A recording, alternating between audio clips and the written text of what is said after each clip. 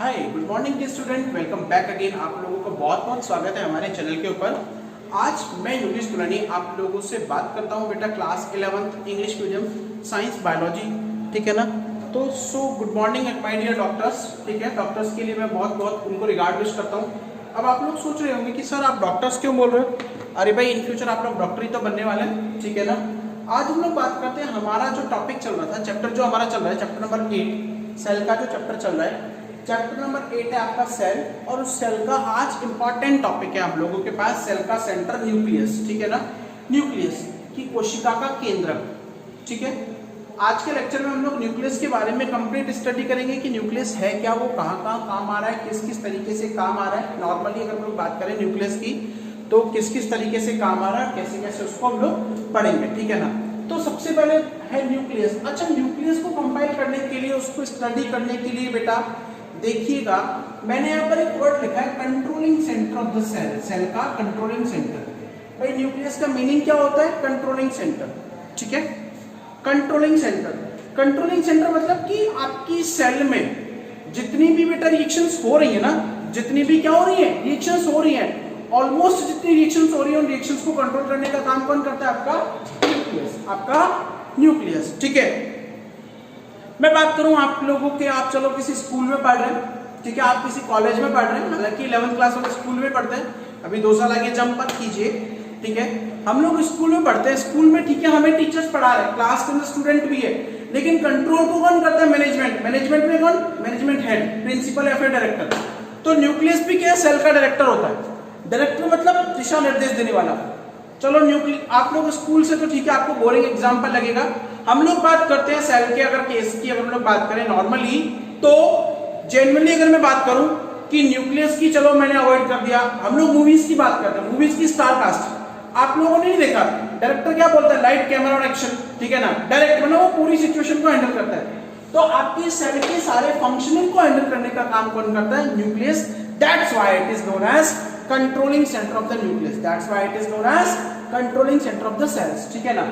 अच्छा, आप बात करते हैं इसकी डिस्कवरी की। सुनिएगा मेरी बात, इसकी डिस्कवरी की बात करते हैं। तो डिस्कवरी, इसको पढ़ने से पहले मैं थोड़ा सा आपको बताता हूं भाई क्या होता है क्या नहीं होता है, वो सुनिएगा, ठीक है। टीचर बताते हैं और बच्चे पढ़ लेते हैं कि रॉबर्ट ब्राउन ने न्यूक्लियस की डिस्कवरी की। Okay, well and good. Discovery तो की रॉबर्ट ब्राउन ने, कब किया था? 1831 में। कब की? 1831 में। कब की थी बेटा? 1831 में। अब रॉबर्ट ब्राउन ने तो डिस्कवरी की थी, उसने तो इसका नाम दे दिया न्यूक्लियस, ठीक है ना। यानी पेटेंटली बताया कि रॉबर्ट ब्राउन जो है, उसने पेटेंटली बताया कि न्यूक्लियस जो है वो नॉर्मली सेल के अंदर होता है, ठीक है ना। 1831 में बता दिया था। लेकिन सबसे पहले बिफोर हिम, यहां पर देखो मैंने टैगलाइन लिखी हुई है, क्योंकि ये बेटा बहुत इंपॉर्टेंट है। अब तक आपने क्या पढ़ा है? जनरल स्टडीज पढ़ी। मैं आपका प्रीकैप लेके जा रहा हूं, 9th क्लास में आपने पढ़ा था, और टीचर हंसी खुशी बता देते हैं रॉबर्ट ब्राउन ने पढ़ा था। लेकिन रॉबर्ट ब्राउन से पहले it was firstly seen by, सबसे पहले देखा गया था ये। अब भाई देखना अलग होता है, देखना अलग होता है, आइडेंटिफाई करना अलग होता है। अब देखा तो गया, लेकिन नाम तो उसे दिया ही नहीं गया, नाम तो नहीं दिया गया। ओके, तो it was firstly seen by the Leeuwenhoek. Leeuwenhoek ने खोजा था इसमें आरबीसी ऑफ फिश, मछलियों की आरबीसीज में। आप लोगों ने अगर ब्लड पढ़ा हो, अगर आप लोगों ने ब्लड के बारे में थोड़ा बहुत पढ़ा हो, तो ब्लड के अंदर आरबीसी, रेड ब्लड कार्पल्स से रेड ब्लड सेल्स नाम की एक कोशिका होती है बेटा, ठीक है। रेड ब्लड कार्पल्स या रेड ब्लड सेल्स के नाम की एक कोशिका होती है। ओके, देन हम लोग बात करते हैं न्यूक्लियस के अंदर। अब डिस्कवरी तो पढ़ ली, चलो भाई फिश के बारे में हम लोगों ने पढ़ लिया, लेकिन अब मैं बात कर रहा हूं ह्यूमंस की। अब आप लोग परेशान हो जाओगे कि सर फिश के, मछलियों के बारे में बताते हो, ऊंटों के बारे में बताते हो, जानवरों के बताते हो, हम लोगों ने क्या बिगाड़ा है? तो हमारी जो आरबीसी है, आप लोगों की और मेरी, जब हम लोग इनिशियल फेज में हैं, जब हम लोग बच्चे वाली स्टेज में होते हैं, यानी कि हम लोग बेबी फॉर्म में होते हैं, तो प्राइमरी स्टेज के अंदर तो हमारी आरबीसी में न्यूक्लियस प्रेजेंट है, ठीक है। लेटर ऑन जब अडल्टहुड में जाते हैं हम लोग, then nucleus will be disappear. RBC जो है इट इज एन्यूक्लिएट, और जब न्यूक्लियस डिसअपियर हो जाता है, then condition is called as enucleate. बेटा ये नीट में आया हुआ क्वेश्चन है आप लोगों का, the condition is known as enucleate. Condition क्या होती है बेटा आप लोगों की? एन्यूक्लिएट, यानी कि absence of nucleus, absence of nucleus. Okay, चलो यहां तक तो हम लोग पहुंच गए। अब अब बात करते हैं, थोड़ा सा इधर आ जाओ क्योंकि अभी हम लोग इसी वर्ड को एक्सप्लेन कर रहे हैं। अब न्यूक्लियस की स्टडी को आप लोग क्या बोलते हैं? जैसे सेल की स्टडी को हम लोग साइटोलॉजी बोलते थे, तो न्यूक्लियस की स्टडी को आप लोग कैरियोलॉजी बोलते हैं। क्यों? क्योंकि कैरियो वर्ड है, कैरियोथिका, न्यूक्लियर मेम्ब्रेन से निकला है, एक लैटिन अमेरिकन वर्ड है, ग्रीक वर्ड है बेटा, ठीक है। अब न्यूक्लियस की प्रेजेंस के आधार पर, अब प्रेजेंस मेन क्वेश्चन आ गया ना यहाँ पर, on the behalf of nucleus presence the cells are of what type, कि न्यूक्लियस की प्रेजेंस के आधार पर सेल जो है are of how many types, वो कितने टाइप की होती है cells. On the basis of presence of nucleus cells are categorised in two type, first one is that prokaryotic and the second one is that eukaryotic. पहली क्या है आपकी prokaryotic है और सेकंड क्या है आप लोगों की eukaryotic. Exactly you have clear, ठीक है ना, कि prokaryotic and eukaryotic which we have been cleared in our previous lectures, जो हम लोगों ने हमारे प्रीवियस वीडियोस में, प्रीवियस लेक्चर्स में पढ़ चुके थे। Prokaryotic word I will again repeatedly, मैं आपको अगेन रिपीट करता हूं, दैट क्या है प्रोकैरियोटिक मतलब है कि that contain immature nucleus, that means NM जो है, न्यूक्लियर मेम्ब्रेन जो है, is quietly absent. Nuclear membrane क्या है बेटा, वो बिल्कुल एब्सेंट होती है, right. Rather in case if present, अगर वो प्रेजेंट है, then it is undeveloped, it is an undeveloped phase, ठीक है ना। वो किस फेज में है? अनडेवलप्ड स्टेज के अंदर है, ठीक है ना। Eukaryotic, you means true, that means they contain well developed nucleus, that means they contain well developed and well organised nucleus, right. Well organised का मींस क्या है बेटा, कि इस टाइप की सेल्स के अंदर क्या होता है, आप लोगों की जो न्यूक्लियर मेम्ब्रेन है वेल एक्सपोज्ड और वेल डेवलप्ड होती है, यानी कि आपको अच्छे से दिखाई देगी। क्लियर है? क्लियर है, ये हम लोग पढ़ चुके थे। अब बात करते हैं थोड़ा सा मेन पॉइंट जो आपके टीचर्स नहीं बताते बेटा, और आप लोगों की नीट के एग्जाम के पॉइंट ऑफ व्यू से these are quite important, these are quite important from the exam point of view of the NEET के एग्जाम पॉइंट के। पहला है सिचुएशन। अच्छा भाई, हम लोगों ने प्रेजेंस पढ़ लिया, हम लोगों ने डिस्कवरी पढ़ ली, हम लोगों ने इसका मीनिंग पढ़ लिया न्यूक्लियस का, तो अब आता है हमारे पास सिचुएशन। भाई सेल में न्यूक्लियस कहां का है? सपोज दैट कि सेल है, ठीक है, एक तो न्यूक्लियस होगा सेंटर में और एक होता है आपका पेरिफेरी में, ठीक है। तो एनिमल सेल में क्या होता है बेटा, एनिमल सेल में याद रखिएगा मेन पॉइंट है, that is the main difference between animal and plant cell. Just because of that I have already been explained it कि सेल जो है एनिमल सेल है, they contain the nucleus in the center of the cell। इसमें जो nucleus है वो कहाँ है? सेल के सेंटर में, यानी कि ये सेल है, इस सेल के बिल्कुल सेंटर में न्यूक्लियस होगा। Got it? Then we are going forward to the plant cell। अगर हम लोग प्लांट सेल की बात करें, we are just talking about the plant cell। The plant cell contain the nucleus in the periphery, या फिर आप लोग बोल सकते हो in plant cell nucleus is slightly dislocate from the center point। क्यों होता है? रीजन सुनिएगा, due to presence of vacuoles, ठीक है, due to presence of vacuoles। Okay, अगर हम लोग प्लांट की बात करें तो प्लांट के केस में क्या है, पेरिफेरल एरियाज में है, due to presence of vacuoles की प्रेजेंस के कारण ये क्या है, पेरिफेरल एरिया, यानी कि या फिर आप लोग बोल सकते हो it is slightly dislocated from the centre point due to presence of vacuoles. Okay, got it? Clear है। देन अब बात करते हैं एक और मेन की पॉइंट की आप लोगों के, that is number of nucleus. अब आपके माइंड में एक क्वेश्चन जा रहा होगा कि सर ये आप क्या बहुत डीप में ले जा रहे हो?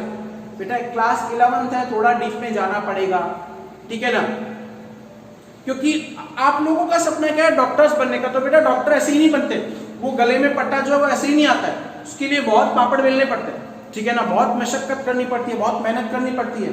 ओके, अब आता है नंबर ऑफ न्यूक्लियस। काफी लोग पता है क्या कहते हैं कि नहीं, biology is quite simple as the maths, ठीक है ना, as compare to the maths, but there are different things, both the streams are different, दोनों स्ट्रीम्स जो है वो डिफरेंट, ठीक है ना, and both have their own weightage, उनका दोनों का ओन वेटेज होता है, ठीक है। अब बात करते हैं हम लोग नंबर ऑफ न्यूक्लियस के नंबर्स की बात करें हम लोग, तो जनरली आपको बताऊं कि सिंगल सेल, कोई भी एक सिंगल सेल जो होती है दैट कंटेन सिंगल न्यूक्लियस, ये तो एक यूनिवर्सल ट्रुथ है, ठीक है। कोई भाई एक सेल का अपना एक केंद्रक तो होगा ही होगा, एक न्यूक्लियस तो होगा ही होगा, तो इसे आप लोग बोलते हो मोनोकैरियोटिक। मोनोकैरियोटिक यानी contain single nucleus, contain single nucleus. Okay, समझ में आया? समझ में आया कि भाई यूनिवर्सल ट्रुथ है कि आप लोग क्या बोलते हो कि सर एक सेल के पास एक न्यूक्लियस तो होगा ही होगा, एक सेल के पास एक न्यूक्लियस होगा, that is universal truth, that is universal truth. भाई ये तो बिल्कुल डैम श्योर है कि एक सेल के पास अपना एक न्यूक्लियस तो होगा ही होगा, अदरवाइज एक से ज्यादा भी हो सकते हैं, अदरवाइज एक से ज्यादा भी हो सकते हैं। मैं ये नहीं कह रहा हूं कि एक से ज्यादा नहीं होंगे। अब सुनिएगा, एक्सेप्शंस है, कुछ एक्सेप्शंस है।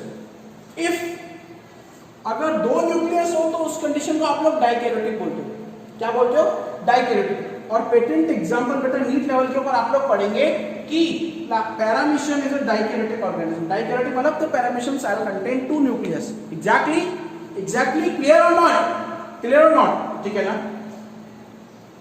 आई just hope that all the students will have clear, ठीक है ना? सारे के सारे स्टूडेंट्स को क्लियर हो गया होगा कि नॉर्मली एक सिंगल सेल का यूनिवर्सल ट्रुथ है बेटा, यूनिवर्सल ट्रुथ है, एक सिंगल सेल के पास में एक सिंगल क्या है? न्यूक्लियस है।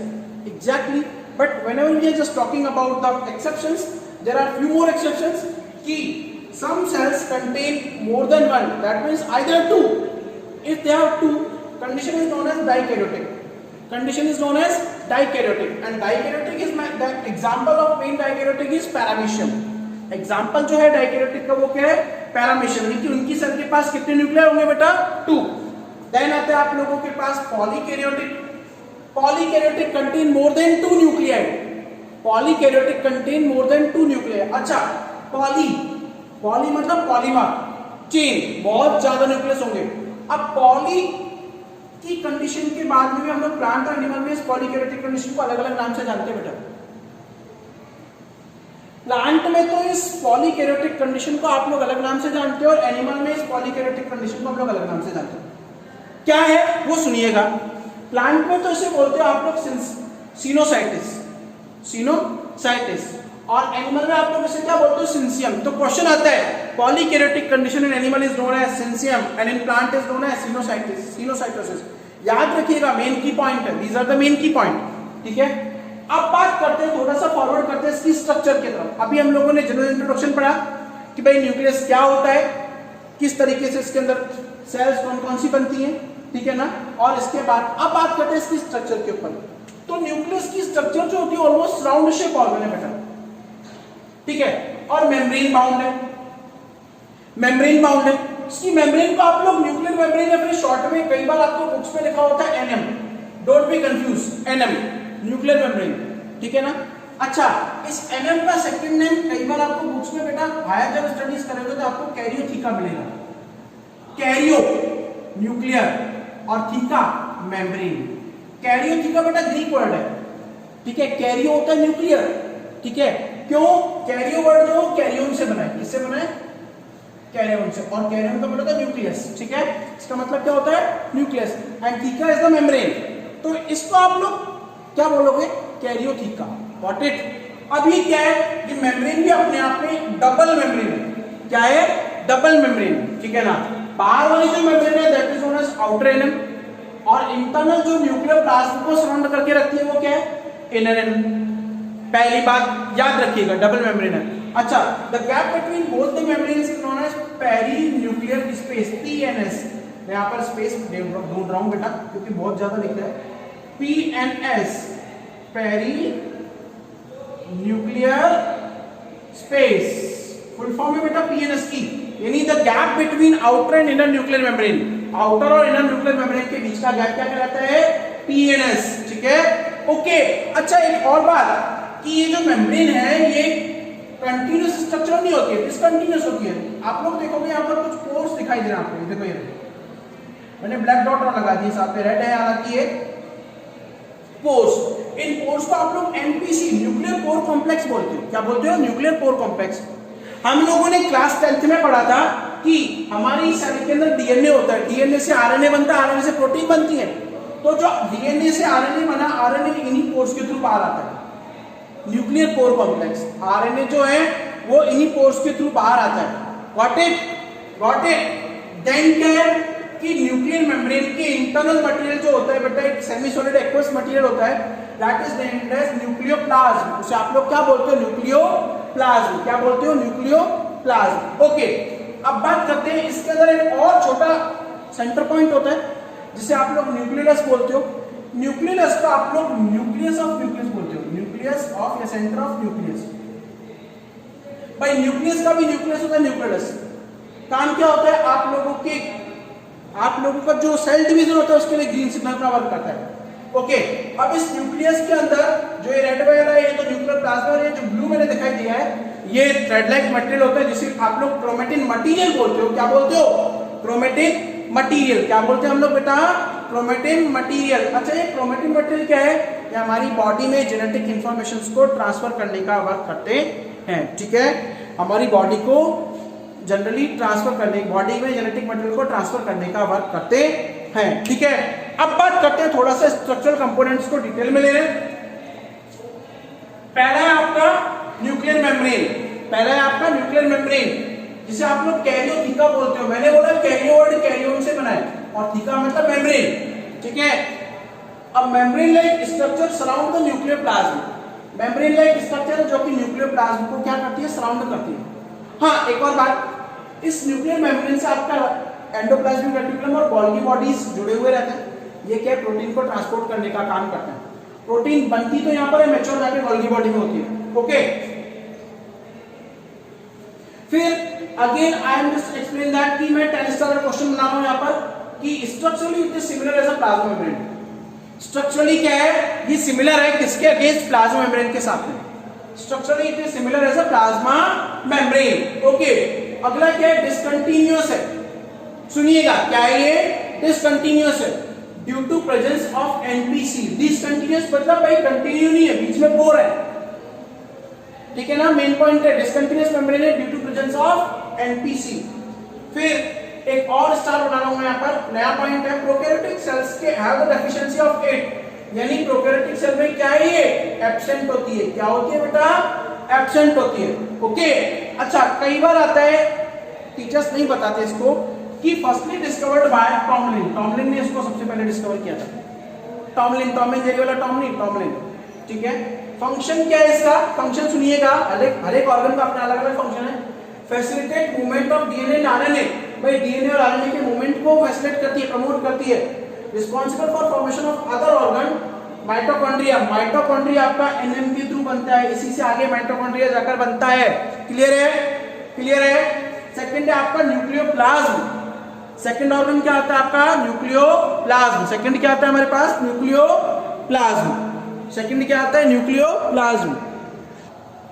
सेकंड क्या आता है आपके पास? न्यूक्लियोप्लाज्म। बेटा ये जेली लाइक को आप लोग एक्वस मतलब सेमी सॉलिड। क्या होता है? सेमी सॉलिड मटेरियल होता है सराउंडेड बाय एनएम, जो कि एनएम से घिरा हुआ है। इसे आप लोग न्यूक्लियोप्लाज्म और कैरियोप्लाज्म भी बोल सकते हो। ठीक है ना, दोनों ही नाम है इसके। काफी बुक में न्यूक्लियोप्लाज्म और काफी बुक में कैरियोप्लाज्म मिलता है। फंक्शन क्या है? मैंने अगेन स्टार बना हुआ है, provide proper place for the enzyme functioning. जो भी एंजाइम्स है आपके न्यूक्लियस में उनकी फंक्शनिंग को प्रॉपर प्लेस देता है। ठीक है, play important role in cell division. Cell division में इंपॉर्टेंट रोल प्ले करता है। थर्ड आता है आपका न्यूक्लियस, जिसे आप लोग सेंटर ऑफ द न्यूक्लियस भी बोल सकते हो या न्यूक्लियस ऑफ द न्यूक्लियस बोलते हो। ठीक है ना, ये मेम्ब्रेन लेस और स्मॉल, छोटे बीडेड कण के रूप में, बीडेड मतलब कणयुक्त या कणनुमा। ठीक है, डिस्कवर्ड बाय फॉन्टेना। जिसे किसने डिस्कवर किया था? फॉन्टेना ने, एंड नेम्ड बाय बॉमेन, और उसे नेम दिया था किसने? बॉमेन ने। नेम किसने दिया था बेटा? बॉमेन ने। ठीक है, act as a green signal. Important है बेटा, इसका फंक्शन है। Again 10 star question, act as a green signal for the cell division. Cell division के लिए बेटा एक ग्रीन सिग्नल की तरह वर्क करता है। ठीक है, and synthesise other cell organ. और ये क्या है? दूसरे सेल ऑर्गन, यानी कि जो राइबोसोम्स हैं वो न्यूक्लियस के थ्रू ही सिंथेसाइज होते हैं। ठीक है, ठीक है बेटा। ओके, देन आता है आपके पास में क्रोमेटिन मटेरियल। हम लोग बात करें, लास्ट है इसका organ, thread like coiled structure है। थ्रेड लाइक कॉइल्ड स्ट्रक्चर बेटा, थ्रेड होता है धागे के नुमा, और दूसरा होता है कॉइल्ड स्ट्रक्चर है, दैट इज कनेक्टिव लिंक, यानी कि जो कि कनेक्टिव लिंक है। कनेक्टिव लिंक मतलब जोड़ने वाला। किस किस को जोड़ेगा? आप लोगों के दो जनरेशन को, क्रोमोसोम्स हम लोगों ने पढ़ा था कि क्या है, कैरेक्टर्स का ट्रांसफर करते हैं, ठीक है, एक पीढ़ी से दूसरी पीढ़ी में क्या ले जाते हैं बेटा, कैरेक्टर्स को ले जाते हैं। ओके, अब क्या है, सुनिए मेरी बात कि structurally made by DNA and protein, DNA और प्रोटीन के द्वारा बने हुए होते हैं। अब बात कर रहा हूं मैं, थोड़ा सा इसको रब कर रहा हूं, सो डोंट गेट कंफ्यूज्ड, ठीक है। अब मैं इसको थोड़ा सा रब कर रहा हूं, रब करने के बाद हम लोग बताते हैं कि कितने टाइप का क्रोमेटिन मटेरियल आप लोगों के इसमें बन सकता है, ठीक है। जनरली जब हम लोग क्रोमेटिन मटेरियल को स्टेन देते हैं बेटा, हम लोग क्रोमेटिन मटेरियल को स्टेन देते हैं, कई बार क्वेश्चन आता है कि on the basis of staining, अगर आप लोग स्टेन दे रहे हो तो स्टेनिंग के बेस के ऊपर क्रोमेटिन मटेरियल कितने टाइप का होता है, स्टेनिंग के बेस के ऊपर आप स्टेन किसको करोगे, क्रोमेटिन मटेरियल जो है, आप उसको क्रोमेटिन मटेरियल को एक डाई है आपका एसिटोकार्बाइन, कौन सी डाई है, एसिटोकार्बाइन, नीट में क्वेश्चन आया हुआ ये। एसिटोकार्बाइन से जब हम स्टेन करते हैं तो दो रीजन निकलते हैं, कौन कौन से, सुनिएगा मेरी बात, दो रीजंस निकलते हैं, कौन कौन से, एक तो होता है हेट्रोक्रोमेटिन और एक होता है यूक्रोमेटिन, ठीक है, हेट्रोक्रोमेटिन और यूक्रोमेटिन। अच्छा, अब जब हमने स्टेन किया तो एक तो होता है डार्क रीजन, भाई डार्क कलर का रीजन है, और एक है लाइट कलर रीजन। तो डार्क कलर रीजन है उसको आप लोग तो बोलते हो क्या, हेट्रोक्रोमेटिन, ठीक है, और लाइट कलर बोलते हो आप लोग यूक्रोमेटिन, क्या बोलते हो, यूक्रोमेटिन, UCHROMATIN, यूक्रोमेटिन, और इसको आप लोग क्या बोलोगे, हेट्रोक्रोमेटिन, ठीक है, क्या बोलेंगे, हेट्रोक्रोमेटिन। अब बात करते हैं लास्ट में फंक्शंस की न्यूक्लियस के, तो फंक्शंस भी बेटा मैं थोड़ा सा यहाँ पर लिख देता हूँ आप लोगों के। सबसे पहला फंक्शन है प्रमोट ऑल मेटाबॉलिक एक्टिविटी, सारी जो मेटाबॉलिक एक्टिविटी है उसको रेगुलेट करेगा न्यूक्लियस, ठीक है, क्यों, क्योंकि ये कंट्रोलिंग सेंटर है, इसी के पास पावर है सारी की सारी मेटाबॉलिक एक्टिविटीज को कंट्रोल करने की, ठीक है। जितनी एंजाइमेटिक रिएक्शंस है सब न्यूक्लियस के अंदर होती है, सेल डिवीजन को रेगुलेट करता है, ठीक है ना। और आप लोगों के नॉर्मली क्या है कि सेल डिवीजन के साथ साथ सेल की जितनी भी रिएक्शंस है उनको कंट्रोल करने के रखने का काम करता है, और जेनेटिक इंफॉर्मेशंस को, लिपिड ट्रांसफॉर्मेशन फॉर्मेशन को, प्रोटीन फॉर्मेशन को भी रेगुलेट करने का काम न्यूक्लियस करता है, ठीक है बेटा, क्लियर है, ओके, थैंक यू।